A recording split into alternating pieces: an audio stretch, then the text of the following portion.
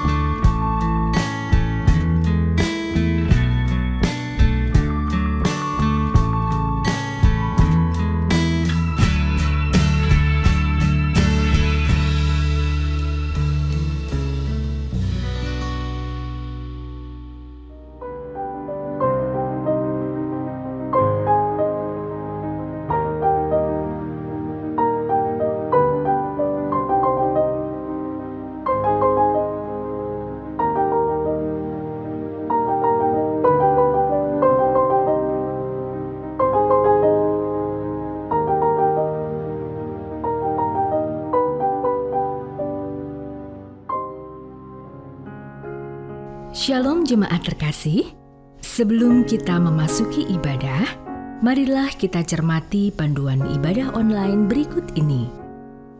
Pilihlah tempat atau ruang nyaman yang tenang dan terhindar dari hal-hal yang dapat mendistraksi keikutsertaan beribadah. Siapkan hati dalam doa sebelum mengikuti ibadah, sambil tenangkan pikiran agar terfokus pada jalannya ibadah. Sedapat mungkin, gunakan gadget atau media online yang hanya untuk mengakses link ibadah yang sedang berlangsung tanpa adanya distraksi dari hal-hal lain seperti panggilan telepon, notifikasi-notifikasi dari messenger, atau media sosial, atau panggilan telepon rumah dan sejenisnya. Mengikuti ibadah dengan mengakses tepat waktu, karena setiap bagian liturgi dari ibadah itu penting dan merupakan kesatuan ibadah yang utuh. Selama ibadah berlangsung, jagalah ketenangan dan ketertiban. Ikut sertalah dalam setiap mata liturgi yang ada sesuai petunjuk yang ditayangkan dalam ibadah online tersebut. Ajaklah keluarga dan rekan lain untuk bersama mengikuti ibadah online dan bimbinglah anak-anak untuk mengikuti ibadah dengan tenang. Selamat mempersiapkan diri. Selamat memasuki ibadah.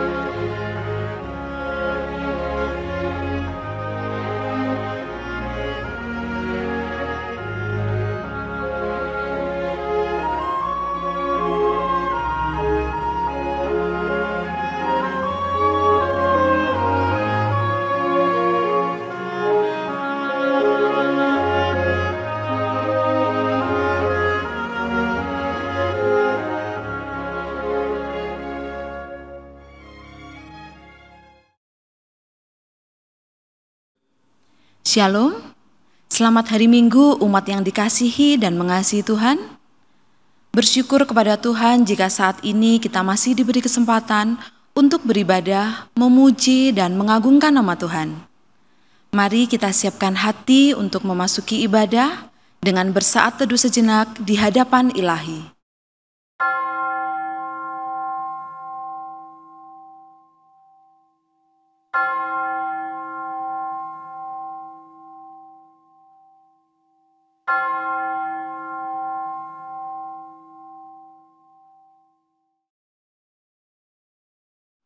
Umat diundang untuk bangkit berdiri.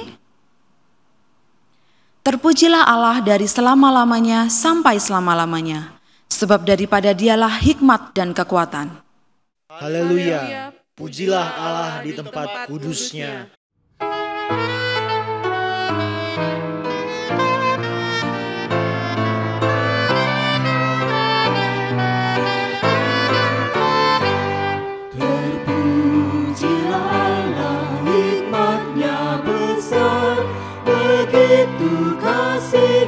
Untuk dunia cemar, sehingga diberilah putranya kudus, mengangkat manusia serta menebus. Pujilah, pujilah, buatlah dunia bergumar, bergumar, mendengar suaranya. Dapatkanlah Allah dari putranya, dipuji padanya sebab hikmatnya.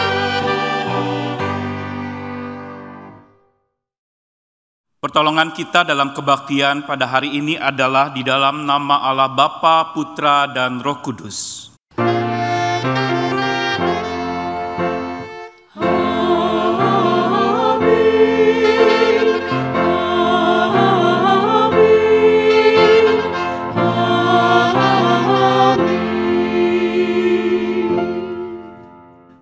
Kasih karunia dan damai sejahtera dari Allah Bapa kita dan dari Tuhan Yesus Kristus menyertai kita sekalian.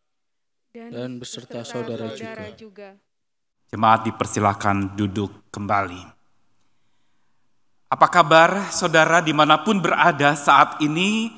Kita boleh diberi kesempatan hari ini untuk beribadah kepada Tuhan, itu adalah anugerah. Saat ini kalau kita bisa mengalami hidup hari ini, itu adalah karena pemberian Tuhan. Tuhan adalah Tuhan yang bukan saja memberi hidup, tapi berbagi kehidupan kepada kita. Dia adalah Tuhan yang peduli dan Dia juga senantiasa memelihara hidup kita. Tapi apakah kita yang telah menerima kepedulian dan pemeliharaannya juga meneladankan apa yang sudah diperbuatnya? Melalui tema ibadah hari ini, kamu harus memberi mereka makan. Kita dipanggil untuk menjadi saluran berkat bagi sesama, hidup saling peduli dan memelihara satu terhadap yang lain. Yakinlah Tuhan akan senantiasa memelihara dan memberkati kita semua.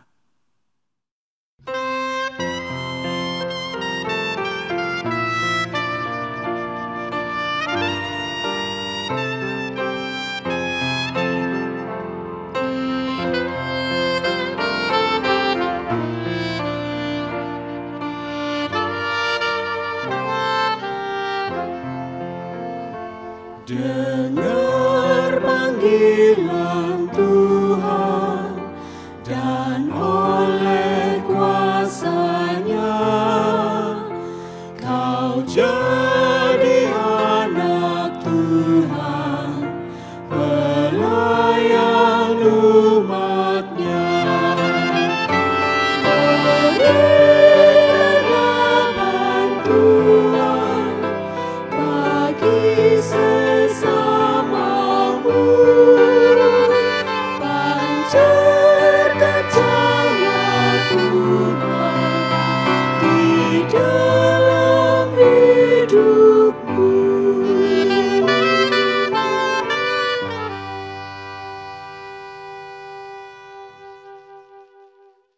Memancarkan cahaya Tuhan bagi sesama adalah tugas kita. Tapi seringkali keegoisan kita atau segala hasrat dalam diri kita yang menghalanginya. Itulah yang menjadi benih-benih dosa. Ketika kita mulai menyimpang dari tugas mulia yang Tuhan berikan atau tidak melakukannya, maka disitulah kita sebenarnya makin jauh dari Tuhan. Hari ini mari kita bersama-sama datang kepada Tuhan di dalam pengakuan dosa yang akan kita ucapkan secara berbalasan. Mari kita datang kepadanya. Tuhan Sang Sumber Kasih, sejak kecil kami belajar tentang kasih. Namun kami hanya pandai mengucap kasih daripada melakukan kasih itu sendiri. Ketika melihat orang yang membutuhkan, rasa iba menyelimuti hati kami. Namun rasa iba itu tidak membuat kami cepat tanggap memberi pertolongan. Tuhan, di tengah kondisi yang serba terbatas ini, ajarilah kami untuk tidak membatasi kasih Tuhan. Mampukanlah kami agar tidak takut untuk tetap peduli dan memberi terhadap sesama kami. Karena hanya di dalam nama Kristus sumber kasih itulah kami memohon. Amin.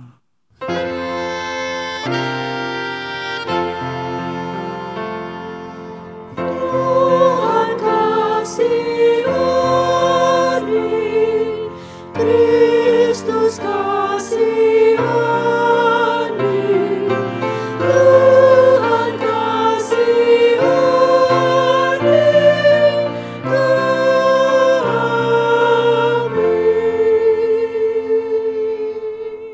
Mari kita berdiri dan terimalah berita anugerah yang memberikan kepada kita lagi jaminan bahwa anugerah Allah masih berlaku untuk kita hari ini bagaimanapun keadaan kita. Dari Yohanes 14 ayat yang ke-21, barang siapa memegang perintahku dan melakukannya, dialah yang mengasihi aku. Dan barang siapa mengasihi aku, ia akan dikasihi oleh Bapa-Ku, dan aku pun akan mengasihi dia dan akan menyatakan diriku kepadanya. Demikianlah berita anugerah dari Tuhan. Syukur atas anugerah Allah.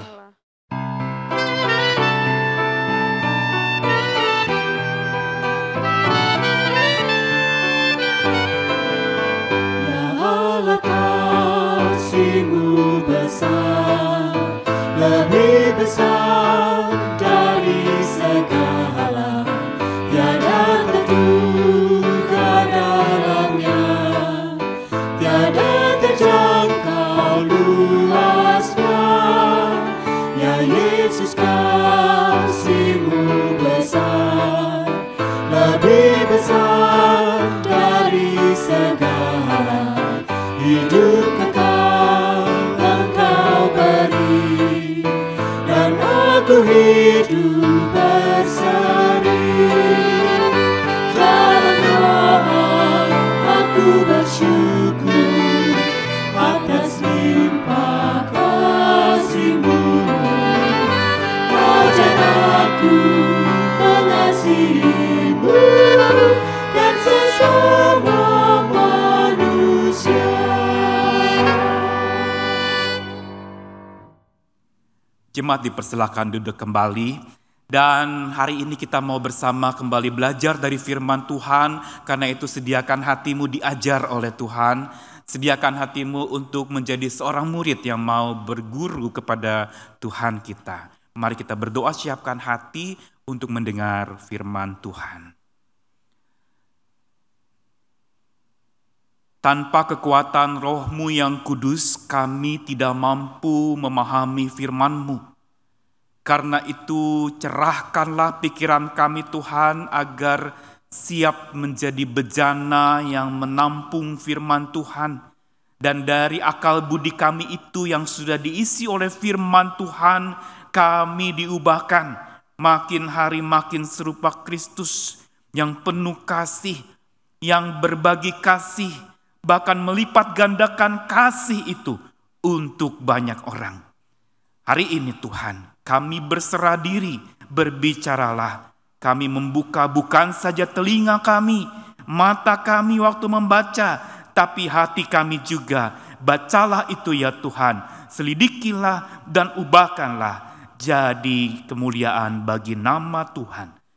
Berkati yang berbicara maupun yang mendengar, berkati yang mengajar maupun yang belajar. Dalam nama Kristus Yesus Sabda Hidup, kami berserah diri. Amin. Bacaan hari ini diambil dari Matius pasal 14. Hanya satu ayat saja yang akan kita baca. Ayat yang menjadi tema kita hari ini. Tetapi Yesus berkata kepada mereka, tidak perlu mereka pergi. Kamu harus memberi mereka makan. Matius 14 ayat 16. Kita baca bersama-sama yang di rumah hanya satu ayat ini. 1, 2, 3. Tetapi Yesus berkata kepada mereka, tidak perlu mereka pergi. Kamu harus memberi mereka makan. Demikianlah firman Tuhan. Yang berbahagia mereka yang bukan saja membaca firman-Nya, tetapi yang hidupnya diubahkan oleh firman yang ajaib menjadi kemuliaan bagi nama Tuhan. Haleluya.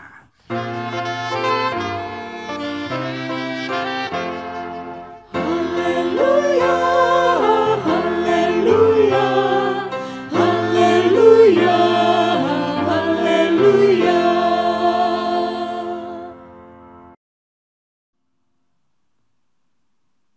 Kamu harus memberi mereka makan. Sebuah kata yang singkat, kalimat yang singkat Tuhan katakan kepada para murid.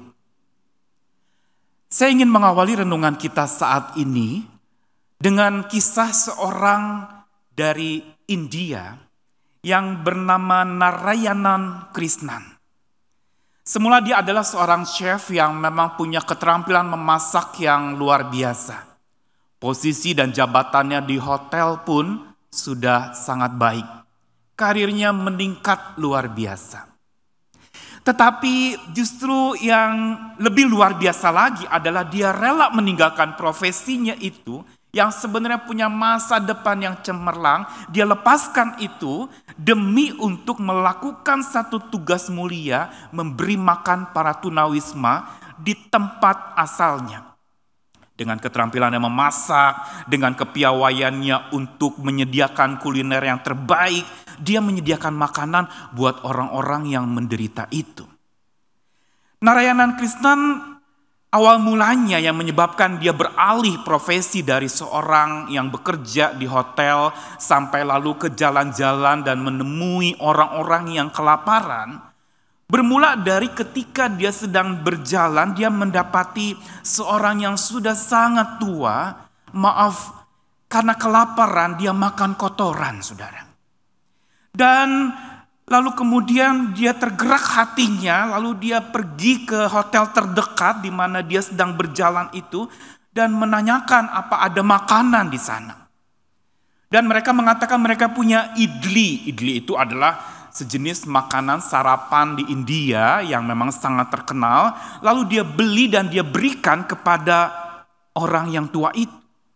Dan saudara, ketika dia berikan, orang tua itu menangis sejadi-jadinya sambil dia makan karena dia sudah kelaparan. Dan Narayanan mengatakan itu air mata kebahagiaan. Dan karena dia melihat peristiwa itu, dia yang semula syok, dia terkejut sesaat. Ia mulai berpikir bahwa ini yang harus kulakukan. Akhirnya dia memutuskan untuk, saya ingin menyerahkan sisa hidup saya ini untuk memberi makan orang-orang yang kelaparan. Dan ini dilakukannya dengan sangat piawai, continue, terus-menerus. Sampai dia diberi gelar oleh CNN sebagai hero. Pahlawan kebaikan, hero of kindness.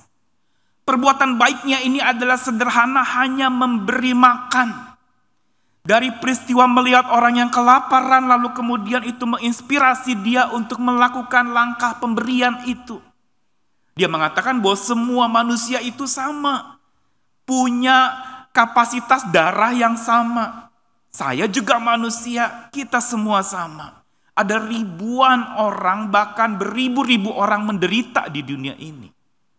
Dia tanya, apa sebenarnya tujuan hidup utama dari manusia? Bukankah memberi? Mulailah memberi, dia katakan, dan lihatlah betapa sukacitanya kita bisa memberi.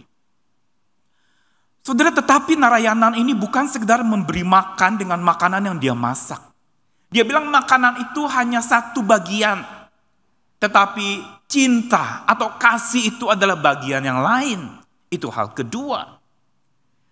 Saya tidak hanya memberi makanan mereka, dia katakan saya memotong rambut mereka, saya mencukur kumis dan jenggot mereka, saya bahkan ada yang memandikan mereka.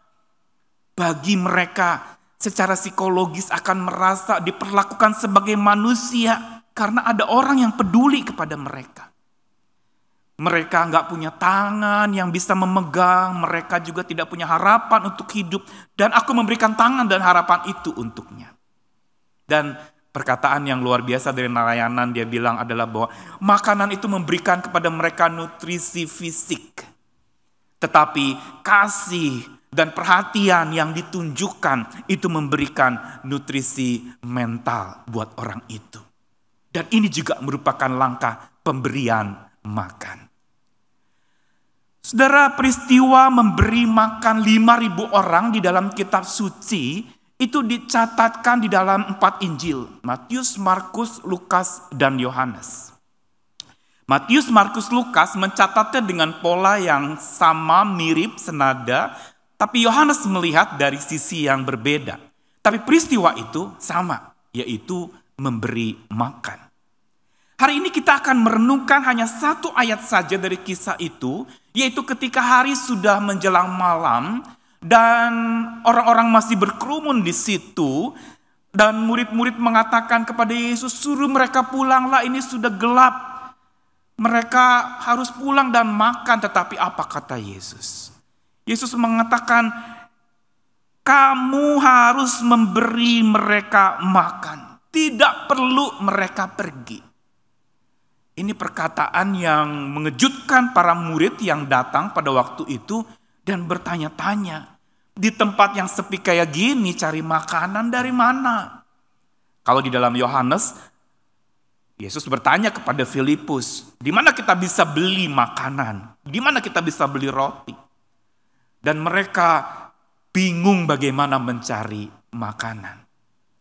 Dari ayat kamu harus memberi mereka makan ini kita akan merenungkan bersama-sama. Pertama-tama adalah kita lihat bagaimana kata kamu. Siapa itu kamu? Kamu yang digunakan di sini adalah sebuah ungkapan kamu dalam bentuk jamak, plural. Yang sebenarnya ini ditujukan bukan semata untuk 1-2 orang, misalnya Filipus atau Andreas dalam Yohanes itu, atau Petrus atau 1 nama murid, bukan. Tapi untuk seluruh murid itu. Tetapi ketika Yesus mengatakan kamu harus memberi makan, dia ingin menegaskan bahwa tugas ini bukan untuk dikerjakan satu persatu mereka, tetapi mereka semua. Dan bukan itu saja, bukan mereka semua saja, tetapi juga mereka semua bersama dengan Tuhan. Makanya di dalam Injil Yohanes dikatakan, di manakah kita dapat membeli roti? Yesus seolah mengatakan bukan saja kamu harus memberi mereka makan, tetapi ayo mari kita memberi mereka makan. Dengan kata lain, Yesus ketika meminta kamu harus memberi makan, Yesus juga terlibat di dalam marilah kita memberi makan. Inilah sebenarnya pola pemberian yang seringkali kita lupakan, saudara. Yaitu pada saat Tuhan meminta kita memberi, sebenarnya bukan semata itu tanggung jawab dan kekuatan kita. Tapi juga ada intervensi dan keterlibatan Tuhan di dalamnya. Yang berarti Tuhan ingin melakukannya bersama-sama dengan Dia. Bukan dengan kekuatan kita. Bukan dengan keterbatasan kita. Hari ini kita sedang terbatas, hari ini kita sedang dibatasi oleh keadaan. Tetapi itu seperti yang tadi dalam kata-kata di awal, kondisi terbatas tapi jangan membatasi kasih Tuhan. Bagaimana caranya supaya tidak membatasi kasih Tuhan? Bersama dengan Tuhan kita mengasihi. Ini yang menyebabkan kasih Tuhan itu tidak pernah kita bisa batasi. Kenapa? Karena ada Tuhan sumber kasih yang menyertai kita untuk mengasihi. Ada Tuhan Sang Maha Pemberi itu yang menyertai kita untuk memberi. Saudara, Tuhan memanggil kita bukan sendirian, tetapi Tuhan mengajak bersama-sama. Dan peristiwa 5 roti 2 ikan ini ingin memberitahukan kepada kita tentang gambaran sesungguhnya kita itu seperti 5 roti 2 ikan, serba terbatas. Saudara, kalau mau perhatikan 5 roti 2 ikan yang dimiliki seorang anak laki-laki yang ada di sekitar tempat itu bukan ukuran untuk orang dewasa makan. 5 roti kecil-kecil. Kalau saudara tahu, itu ada di daerah Bogor, itu roti unyil, itu rotinya kecil-kecil. Dan ikannya jangan bayangkan itu ikan gurame goreng 2 porsi yang masing-masing 5 on besar-besar. Ini ikan yang bahkan dikatakan itu ikan kecil semacam, saudara tahu ikan yang dibuat acar begitu ya. Ikan yang sangat mini sejenis ikan asin kecil. Jadi bukan ikan besar yang bisa dimakan dengan lahap oleh orang dewasa. Ini menu anak-anak, kids menu. Jadi porsinya kecil.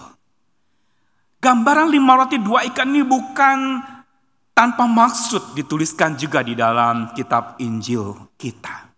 Tapi ini ingin seolah-olah memberitahukan bahwa bila yang terbatas diserahkan ke tangan yang tidak terbatas dan kuasanya tidak terbatas, maka yang terbatas itu akan melampaui batas, bahkan dampaknya tidak dapat dibatasi oleh apapun atau siapapun juga. Di sini kita lihat sebenarnya makin lebih dalam lagi waktu Tuhan memerintahkan kita untuk memberi, sesungguhnya pemberian itu sumbernya pun adalah dari Tuhan Sang Maha Pemberi. Dia sumber utama. Hari ini kalau ditanyakan kepada saudara, apa yang ada padamu yang asalnya bukan dari Tuhan? Pakaian, makanan, kehidupan, penghidupan, nafas, udara, segala kesehatan.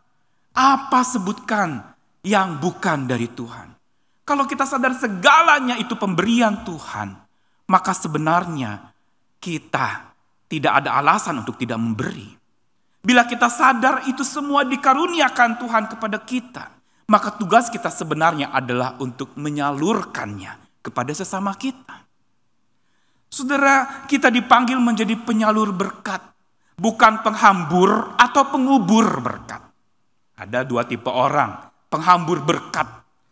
Dapat makanan dibuang-buang, dapat berkat, lalu kemudian digunakan seenaknya, ini penghambur.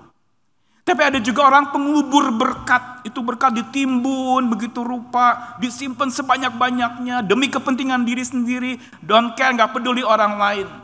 Ini yang namanya pengubur berkat.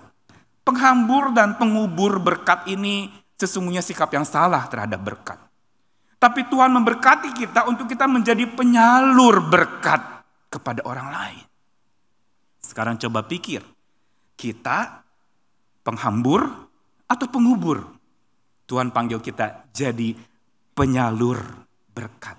Karena sumber berkat dari Dia. Dia mau kita salurkan lagi kepada orang lain. Nah, sekarang kita coba lihat kalimat berikutnya atau frase berikutnya. Tadi saya soroti kata kamu, sekarang kata memberi mereka makan. Memberi mereka makan digunakan kata phagein di dalam bahasa Yunani. Memberi makan ini bicara tentang bukan sekedar memberikan makanan, tapi membuat orang bisa makan. Memberi makan di sini bukan bicara menunya apa atau makanannya apa, tetapi membuat orang itu tidak lagi kelaparan. Sudah tangkap maksudnya? Jadi memberi makan di sini adalah sebenarnya sebuah realita, dan ketika Tuhan mengatakan kamu harus memberi makan, ini sebenarnya bukan sekedar bicara soal aktivitas. Tapi ini bicara soal identitas, saudara. Karena memberi makan itu sebenarnya selaras dengan gambaran Allah. Yaitu Allah pemberi makan. Kita lihat sepanjang kisah Alkitab, kita temukan Allah yang memberi makan. Kita ingat mungkin Elia yang diberi makan oleh Allah di padang gurunnya, atau lewat janda di Sarfat. Atau kita lihat bagaimana Tuhan juga memberi makan Israel dalam perjalanannya dengan mana dari surga yang dicurahkan, dengan makanan dari unggas yang diberikan buat mereka. Dan masih banyak lagi contoh-contoh di mana Tuhan itu memberi makan manusia. Ini menunjukkan karakteristiknya, God of feeding, Allah pemberi makan. Allah yang peduli, dan inilah gambaran kekayaan Allah. Karakternya, karyanya. Mengenyangkan itu tugas dan karya ilahi. Sedangkan kelaparan itu bagian dan karakter manusiawi. Kita pada dasarnya orang-orang yang kelaparan, tetapi Allah memberi kita makanan. Jadi memberi makan sebenarnya bukan semata aktivitas sosial, tapi identitas spiritual kita. Saudara, gereja bukan lembaga sosial atau badan sosial. Tetapi gereja adalah lembaga spiritual. Dan mengasihi, memberi makan, itu adalah sebuah bukan saja tindakan, tapi itu sebuah keyakinan, sebuah identitas, sebuah jati diri dari orang percaya. Sehingga peristiwa memberi makan ini yang tentu saja bukan sekedar makanan fisik atau nutrisi fisik, tapi juga nutrisi mental, nutrisi bicara soal kebutuhan, nutrisi bicara soal rohani pula. Dan kita lihat ini juga di mana tugas memberi makan itu adalah tugas penggembalaan. Ketika Yesus bicara kepada Petrus, dia mengatakan, kalau engkau mengasihi aku, gembalakanlah domba-dombaku. Itu digunakan kata feeding my sheep. Berilah makan domba-dombaku. Ini merupakan tugas kita semua, bukan semata gereja. Tapi setiap orang percaya dipanggil untuk menjadi pemberi makan sesamanya. Entah itu jasmani, entah itu rohani, entah itu makanan-makanan lain, perhatian, cinta kasih. Itu semua makanan jiwa yang dibutuhkan oleh manusia. Saudara, kata fagain atau makan di sini, ini berbicara tentang bukan sekali lagi roti yang sementara. Kalau di dalam Yohanes pasal 6, di situ dikatakan setelah peristiwa untuk 5.000 orang dengan 5 roti 2 ikan, Yesus memberi makan, Yesus bicara soal roti hidup. Orang waktu itu berbondong-bondong cari Yesus setelah peristiwa mujizat itu. Dan Yesus menolak. Kenapa? Yesus bilang, engkau mencari aku karena aku baru saja memberi kamu roti. Lalu apa yang Yesus katakan di Yohanes itu? Akulah roti hidup. Dengan kata lain, dengan peristiwa mujizat dia memberi makan 5 roti dan 2 ikan. Yesus sebenarnya ingin memberitahukan ada roti kekal. Roti ini sementara habis dimakan sudah tidak ada lagi. Tapi aku roti hidup. Akulah yang akan mengenyangkanmu secara kekal. Dengan kata lain pula yang Yesus ingin katakan, setelah engkau makan roti dan menjadi kenyang, engkau harus berjumpa dengan Tuhanmu. Inilah harusnya yang menjadi misi pemberian makan kita. Yaitu memberi makan jasmani untuk membawa mereka kepada roti rohani mereka. Yaitu Tuhan kita Yesus Kristus. Henry Nouwen, seorang Katolik, pernah mengatakan begini. Bila memberi makanan atau sesuatu kepada pengemis atau orang yang sengsara, jangan hanya ulurkan tangan memberi barang atau uang tanpa memandang orangnya. Tapi pandanglah orang itu, wajahnya perhatikan dengan cinta, karena yang mereka butuhkan pada hakikatnya cinta melampaui harta. Ini yang sebenarnya menjadi tugas utama misi kita. Nah, sekarang bagaimana caranya supaya kita bisa melakukan tugas yang Tuhan mandatkan kepada kita untuk menjadi pemberi makan di dalam hidup kita? Ada 4 hal dan ini mudah diingat. Dari kata dalam bahasa Inggris feed atau memberi makan, ini kata dasarnya. Ada 4 hal bagaimana kita bisa melakukan mandat memberi makan buat sesama kita. Pertama-tama kita perlu memiliki faith, iman. Kita bisa mengatakan, wah saya menghadapi segala sesuatu dengan iman. Tetapi apakah memberi kita tidak butuh iman? Dalam adegan di mana Yesus memberi makan ini, ada seorang anak yang punya iman lebih besar dari para murid. Dia serahkan semua menu makanannya itu seluruhnya kepada Yesus. Bukankah ini memberi dengan iman? Dan kita ingat janda yang miskin di dalam kitab suci di Injil. Dia memberi dari kekurangannya dan seluruhnya dia berikan. Segala penghasilannya. Saudara, hari ini mungkin gereja mulai gelisah, resah dengan mulai ada pengurangan penerimaan, persembahan mungkin. Ada lagi yang mungkin mengeluhkan, waduh ini biaya operasional tinggi dan sebagainya. Saudara, kenapa orang saat ini menjadi minim untuk memberi? Bukan karena nggak punya. Bukan juga karena memang serba terbatas hari ini. Bukan juga karena nggak tahu caranya bagaimana memberi secara online. Tetapi satu hal yang mendasar, kenapa orang nggak mau memberi adalah karena dia tidak punya iman. Orang yang makin punya iman yang besar, dia akan memberi lebih besar lagi. Seperti janda miskin itu, seperti anak kecil yang punya 5 roti dan 2 ikan itu. Tuhan gak minta banyak dari kita. Tapi Tuhan minta seutuhnya. Tuhan gak minta bicara jumlah atau nominal yang besar. Tapi Tuhan betul-betul ingin supaya kita memberi dengan iman. Ada kerelaan, ada keikhlasan. Saudara, bayangkan janda miskin itu. Dia memberi dari kekurangannya, yang berarti kalau dia berikan semua, gak tahu besok makan apa. Dan anak kecil yang ada di dalam peristiwa 5 roti 2 ikan untuk 5.000 orang. Dia juga kehilangan makan siangnya. Dia kehilangan menu yang dia sudah bawa, tapi dia dapatkan berlimpah, luar biasa.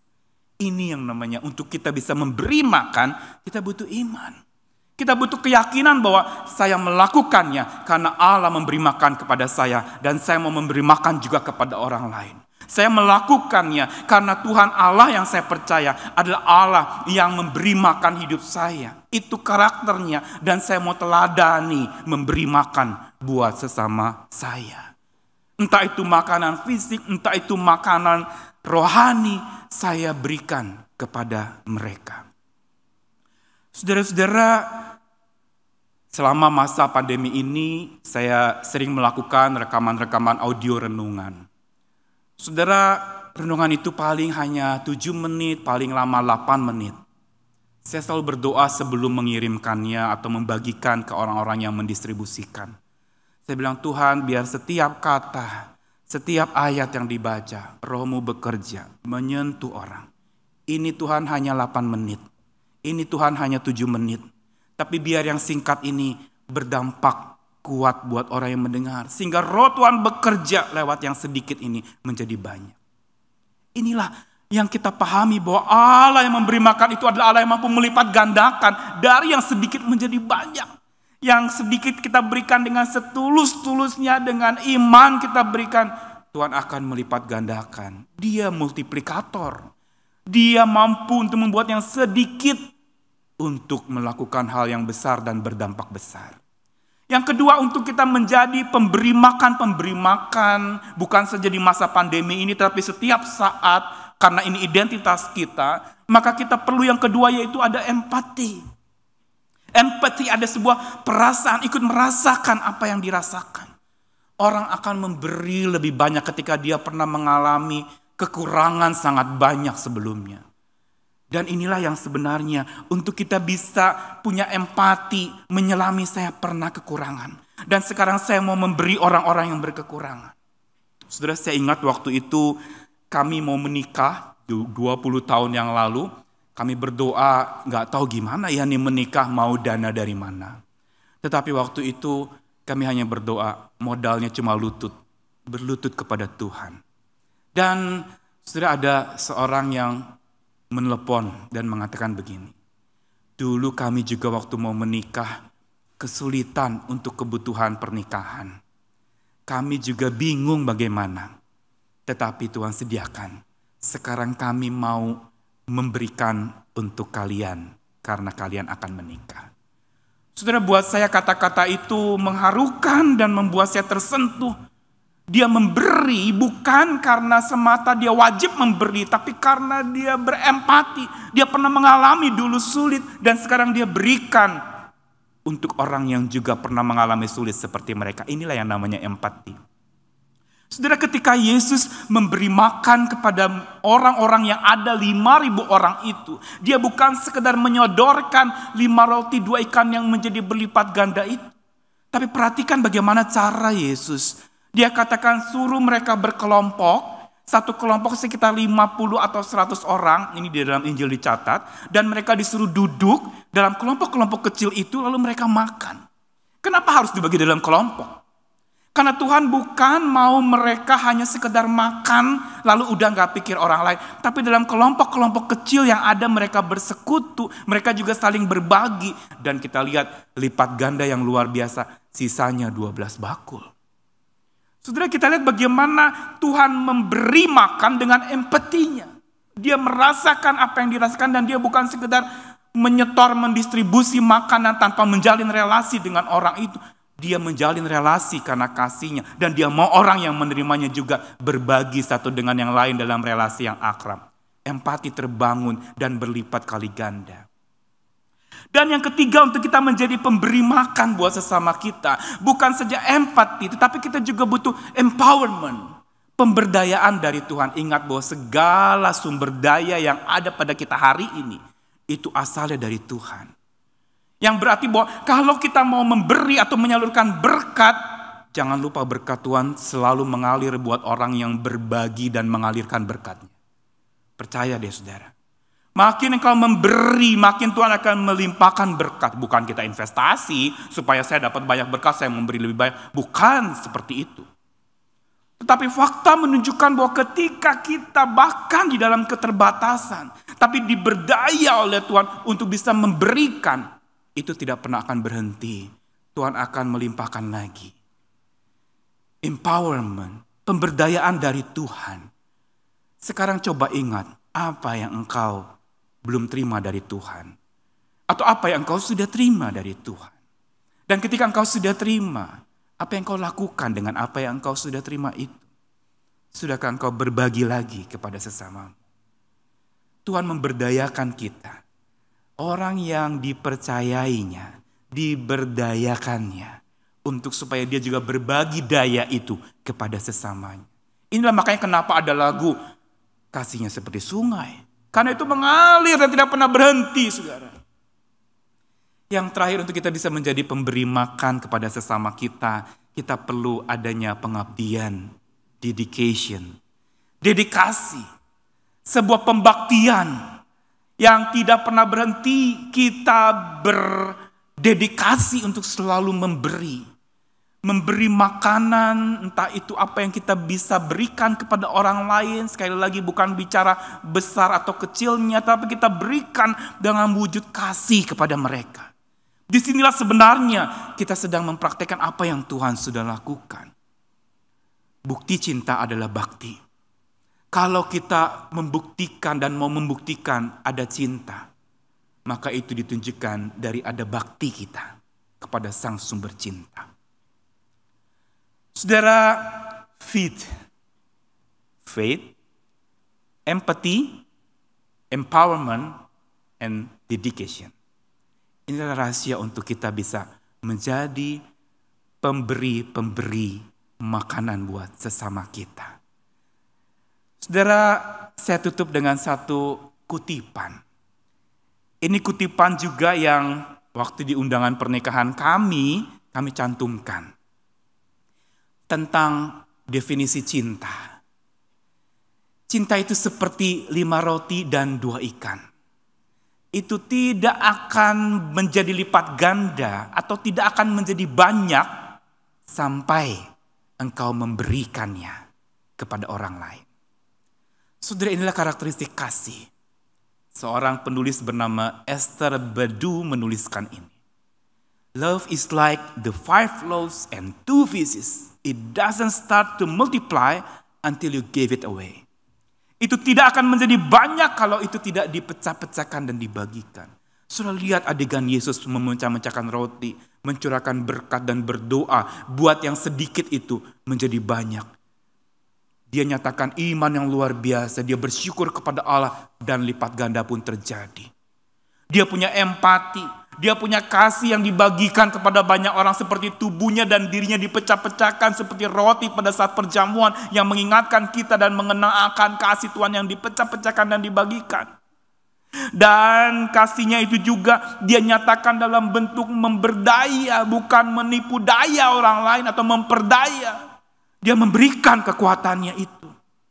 Dan yang terakhir adalah dia tetap membaktikan hidupnya demi kasih, oleh kasih, dan untuk kasihnya kepada sesama. Karena itu, saudara, dunia ini akan lenyap, tapi kasih tinggal tetap. Dunia akan lenyap, kasih tinggal tetap. Bagaimana supaya tetap? Kita bagikan, kita berikan dengan iman, dengan empati kita, dengan daya yang dari Tuhan, dan dengan pengabdian seumur hidup kita. Jadilah pemberi makan sepanjang hidupmu. Ini identitas dan panggilan utama kita. Selamat memberi makan, selamat menjadi para praktisi-praktisi kasih yang berbagi kepada dunia yang sedang kesepian, yang sedang kehausan, yang sedang kelaparan. Cinta Tuhan dibutuhkan hari ini. Paling besar justru ketika dunia sedang diancam dalam malapetaka yang sangat besar. Selamat berbagi dan memberi. Amin.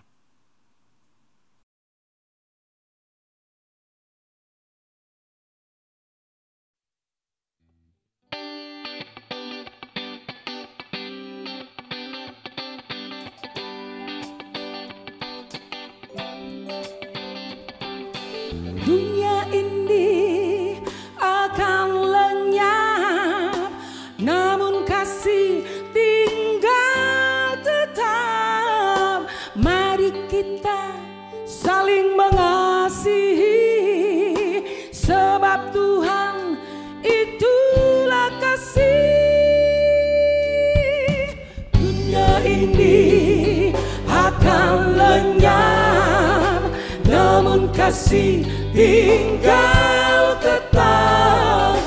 Mari kita saling mengasihi, sebab Tuhan itulah kasih.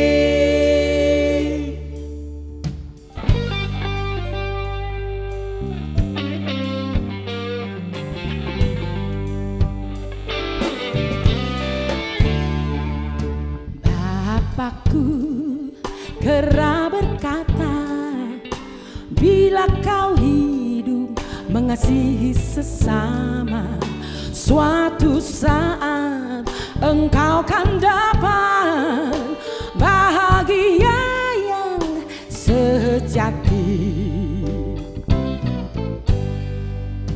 Bila kau menanam duri, tak mungkin kau menuai anggur. Apa yang kau cari sekarang mestinya hikmat Tuhan. Kasih itu panjang sabar murah hati. Kasih itu lemah lembut, tidak sombong. Kasih tidak megahkan diri, namun kasih itu suci. Oh, dunia ini akan lenyap, namun kasih tinggal tetap. Mari kita saling mengasihi, sebab Tuhan itulah kasih.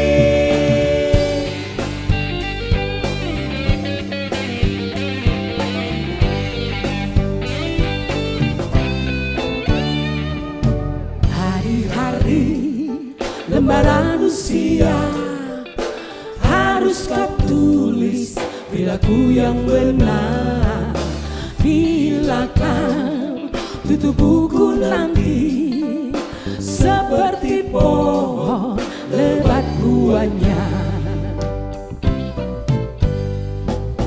Kasih itu panjang sabar murah hati.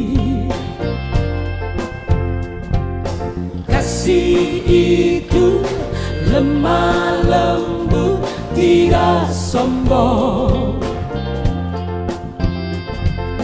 Kasih tidak megahkan diri, namun kasih itu suci.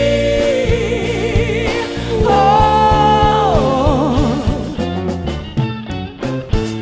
dunia ini akan lenyap, namun kasih tinggal tetap. Mari kita saling mengasihi, sebab Tuhan itulah kasih.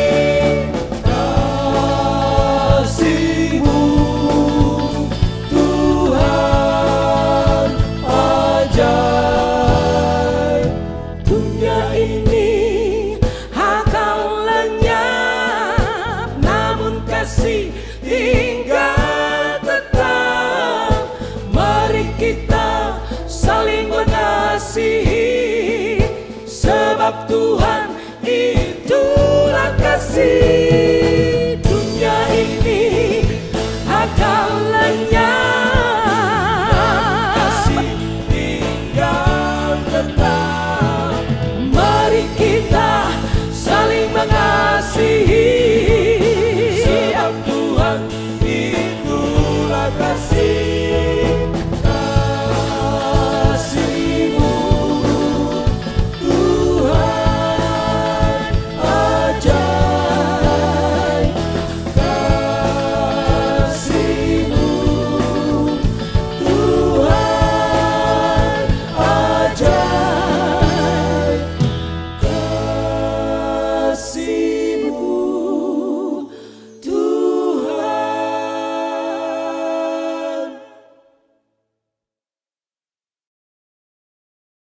Umat diundang untuk bangkit berdiri. Marilah kita bersama dengan umat Allah di masa lalu, masa kini, dan masa depan mengingat janji baptisan kita dengan mengikrarkan pengakuan iman rasuli. Aku percaya kepada Allah, Bapa yang Maha Kuasa, Khalik langit dan bumi, dan kepada Yesus Kristus anaknya yang tunggal Tuhan kita, yang dikandung daripada Roh Kudus, lahir dari anak darah Maria, yang menderita sengsara di bawah pemerintahan Pontius Pilatus, disalibkan, mati dan dikuburkan, turun ke dalam kerajaan maut. Pada hari yang ketiga, bangkit pula dari antara orang mati, naik ke surga, duduk di sebelah kanan Allah, Bapa yang Maha Kuasa. Dan dari sana ia akan datang untuk menghakimi orang yang hidup dan yang mati. Aku percaya kepada Roh Kudus, gereja yang kudus dan am, persekutuan orang kudus, pengampunan dosa, kebangkitan orang mati, dan hidup yang kekal. Umat dipersilakan duduk kembali. Saudara, mari kita menaikkan doa syafaat kita yang akan ditutup dengan mengucapkan bersama-sama doa yang Tuhan Yesus ajarkan, yaitu doa Bapa kami. Mari kita bersama bersyafaat. Bapa Surgawi, Engkau yang paling tahu dan mengerti akan setiap pergumulan orang-orang hari ini. Karenanya biar Engkau sendiri yang boleh campur tangan. Kami berdoa Tuhan buat gereja-gereja-Mu dimanapun berada, dalam segala pergumulan yang sedang terjadi. Tuhan, ajarilah supaya gereja-gereja-Mu sungguh tetap mempunyai iman yang kuat kepada Tuhan. Boleh punya pengharapan yang dalam kepada Engkau ya Tuhan, dan terlebih lagi kasih yang meluas melalui mereka.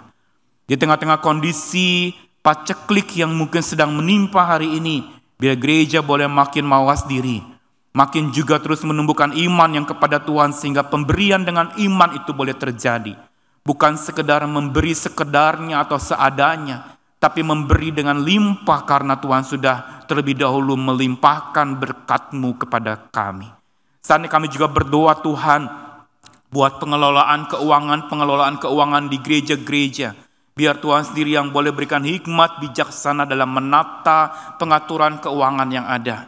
Begitu juga kami berdoa buat keluarga-keluarga yang saat ini terdampak peristiwa pandemi ini, sehingga mereka ada yang kehilangan pekerjaan, mereka yang kekurangan atau mereka yang mengalami pengurangan penghasilan atau pendapatan. Tuhan berikan kepada mereka hikmat-Mu dan terlebih lagi iman dari Tuhan untuk mereka berharap lagi dan percaya bahwa Tuhan yang akan memberikan hikmat itu. Dan biarlah di tengah-tengah kondisi yang terjepit ini, jangan iman mereka menjadi makin sempit, tapi makin luas dan tengadah kepada Tuhan lebih dalam lagi. Kami berdoa juga Tuhan buat upaya-upaya untuk gereja-gereja menyajikan ibadah-ibadah online di setiap platform yang ada. Biar kiranya lewat ibadah-ibadah yang ada itu, lewat segala media-media yang ada itu, sungguh nama Tuhan dimuliakan. Semakin banyak penyebar luasan berita firman Tuhan, biar bukan membuat orang menjadi makin jenuh dan kebingungan, tapi membuat mereka makin penuh dan terisi oleh kebenaran firman Tuhan yang memerdekakan. Kami berdoa juga untuk setiap upaya-upaya pelayanan digital yang dilakukan oleh berbagai macam lembaga termasuk gereja-gerejamu. Biar Tuhan memakai itu untuk perluasan Injil, untuk berita firman Tuhan disampaikan. Kami juga berdoa untuk pelayanan-pelayanan diakonal dari setiap gereja-gereja di dalam menangani orang-orang yang terdampak, yang sedang mengalami kekurangan di dalam perekonomian mereka. Biar pelayanan itu boleh menjadi sebuah pelayanan yang holistik, yang bukan sekedar memberi makanan jasmani kepada mereka, tetapi juga memberikan makanan rohani, yaitu roti hidup Yesus Kristus yang dihadirkan lewat pemberian makan jasmani untuk mereka. Begitu juga upaya-upaya berbagi yang terus dilakukan antar lembaga ke lembaga, baik dari gereja-gereja ke lembaga-lembaga kesehatan atau rumah sakit-rumah sakit. Biar itu Tuhan pakai untuk supaya mereka boleh tercukupi, apa yang dibutuhkan boleh terpenuhi oleh pertolongan dan kemurahan kasih Tuhan. Terima kasih Tuhan, dan akhirnya kami berdoa hari ini untuk hubungan-hubungan di tengah-tengah keluarga. Di tengah-tengah masa pandemi ini, ada keluarga-keluarga yang justru berhadapan dengan konflik, justru berhadapan dengan hubungan yang makin merenggang, hubungan yang justru mengalami kejenuhan dan ketawaran hati. Tuhan, biar Engkau hadir di tengah setiap keluarga-Mu Tuhan. Jemaat-Mu di gereja ini maupun di gereja-gereja lain, Tuhan jamah mereka, Tuhan tilik hidup mereka dan berikan damai sejahtera yang daripada Tuhan. Kasih setia-Mu memelihara mereka. Inilah syafaat kami Tuhan, kami serahkan untuk semuanya ini di dalam nama Tuhan kami Yesus Kristus yang mengajarkan kami berdoa. Bapa kami yang di surga, dikuduskanlah nama-Mu, datanglah kerajaan-Mu, jadilah kehendak-Mu di bumi seperti di surga.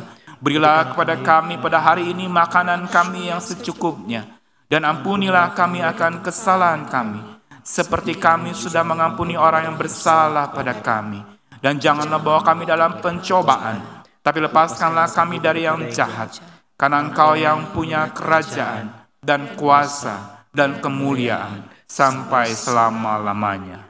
Amin. Umat Tuhan, saatnya kita akan memberikan persembahan sebagai ungkapan syukur kita atas pemeliharaan Tuhan dalam hidup kita. Umat dapat memberikan persembahan syukur melalui nomor rekening dan atau QR Code yang tertera di layar. Firman Tuhan yang melandasi syukur kita tertulis dalam Mazmur 50 ayatnya yang ke-23. Siapa yang mempersembahkan syukur sebagai korban, ia memuliakan aku. Siapa yang jujur jalannya, keselamatan yang dari Allah akan kuperlihatkan kepadanya.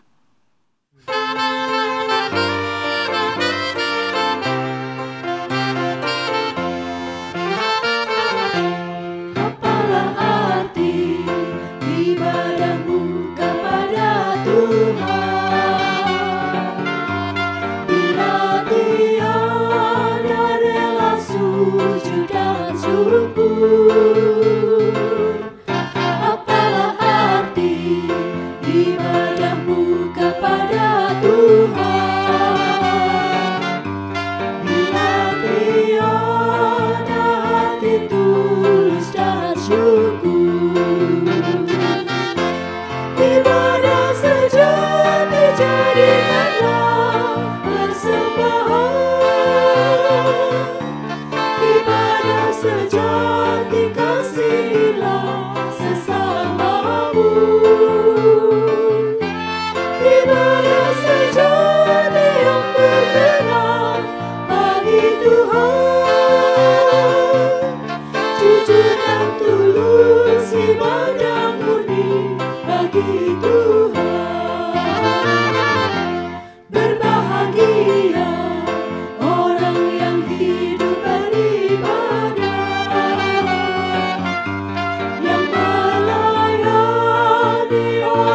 susah dan lemah, dan penuh kasih menolong orang yang terlemah.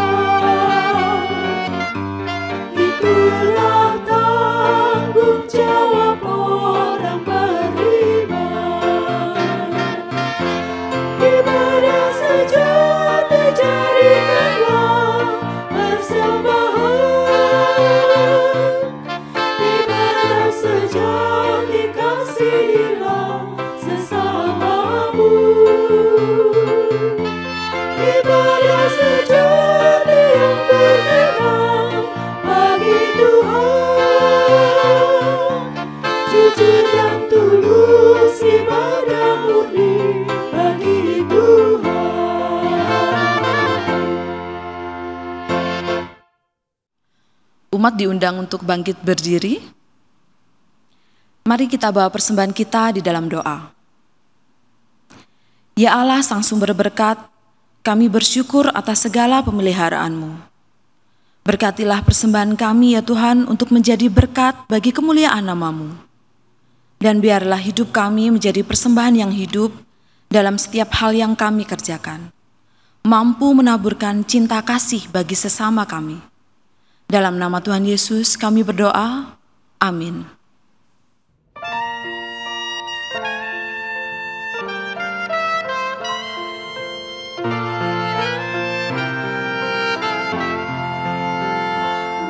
Putuskan membalut yang terluka, menolong jiwa syarat bergeluh, menanggung susah dan derita dunia. Putuskan berkorban bagiku.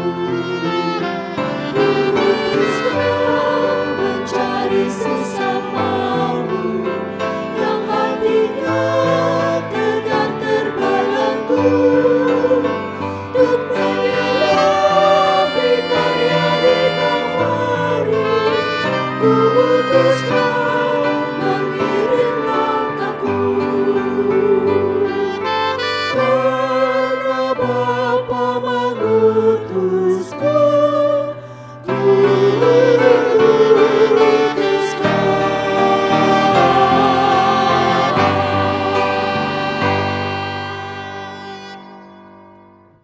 Saudara-saudara, yakinilah bahwa kalau Tuhan mengutus kita, Tuhan yang akan urus hidup kita. Dia utus, Dia akan urus. Kalau Tuhan mengutus kita ke satu kondisi yang tidak mudah hari ini, ingat janjinya, Dia akan urus hidupmu. Karena itu, arahkanlah hatimu kepada Tuhan. Kami mengarahkan hati kepada Tuhan. Jadilah saksi-saksi Kristus. Syukur kepada Allah, Terpujilah Tuhan. kini dan selamanya. Sebelum kita menjadi penyalur berkat, terimalah berkat yang daripada Tuhan. Tuhan memberkati dan melindungi kita semua. Tuhan menyinari kita dengan wajah-Nya dan memberikan kasih karunia. Tuhan menghadapkan wajah-Nya kepada kita dan memberikan damai sejahtera. Amin.